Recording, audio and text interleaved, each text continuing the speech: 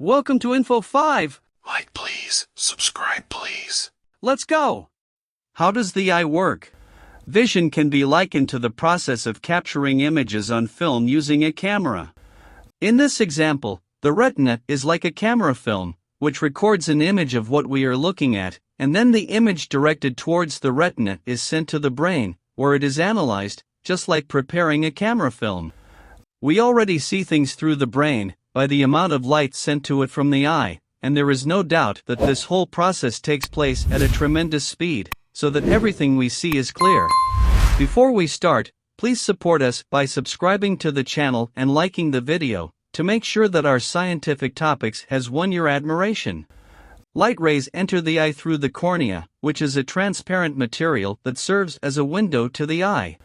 When the cornea is breached, the rays deviate to pass through the pupil, which is a small opening in the colored part of the eye, known as the iris.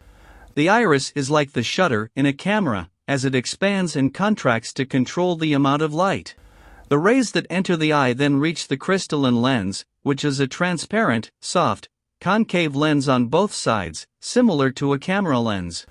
This lens adapts to the image it receives, so it becomes more convex when needed, to focus the image of the thing you see according to its distance from the eye. Then the lens works to reflect the rays on the retina in the most appropriate way, and in order to reach the retina, the rays pass through the vitreous layer, which is a gel-like substance, or the gel, which separates the lens from the retina, maintains the spherical shape of the eye.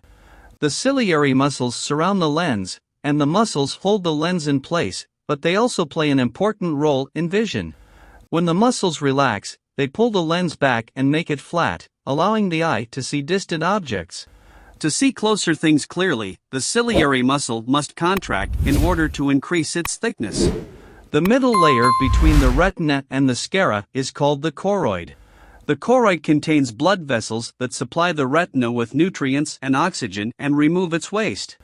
As for tears, they form a protective shield against dust and dirt, so they are located at the front of the eye, and tears also help direct the path of light entering our eyes.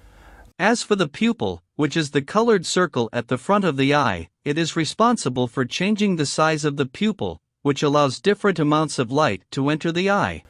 As for the retina, it is located at the back of the eye, and it is a light-sensitive layer consisting of cylindrical cells and cone cells.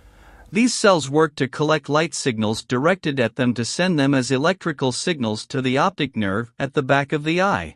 The cylindrical cells are concentrated around the edge of the retina, which helps us to see seeing things that are not located directly in front of us, which gives us a preliminary idea of what is around us, and therefore is responsible for helping us move and stop before colliding with things, as it enables us to see things in dim light, and enables us to see the movement of things. They are concentrated in the focus of the retina, where the focus of light is located by the cornea and the lens, and that area is called the macula, and cone cells give us the detailed vision that we use while reading, watching TV, sewing, and looking at people's faces, and they are also responsible for most of our perception of colors. And the last thing in the back of the eye is the optic nerve, which consists of thousands of nerve fibers. These fibers pass electrical signals to the brain, where they are analyzed into the image we are looking at. And here we come to the end of this meeting. Thank you for watching. And see you in the next episode.